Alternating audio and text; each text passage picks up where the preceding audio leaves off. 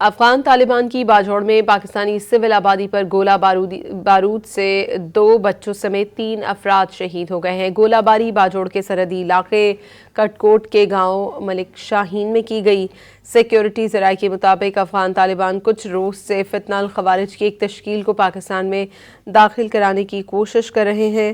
پاک فوج کی بروقت کارروائی کی وجہ سے فتنہ الخوارج کی در اندازی کی کوشش کو ناکام بنا دیا گیا۔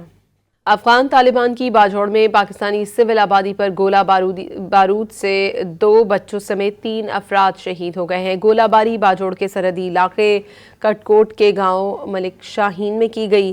سیکیورٹی ذرائع کے مطابق افغان طالبان کچھ روز سے فتنہ الخوارج کی ایک تشکیل کو پاکستان میں داخل کرانے کی کوشش کر رہے ہیں۔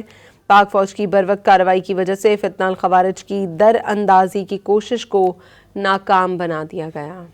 افغان طالبان کی باجوڑ میں پاکستانی سول آبادی پر گولہ بارود سے 2 بچوں سمیت 3 افراد شہید ہو گئے ہیں۔ گولہ باری باجوڑ کے سرحدی علاقے کٹکوٹ کے گاؤں ملک شاہین میں کی گئی۔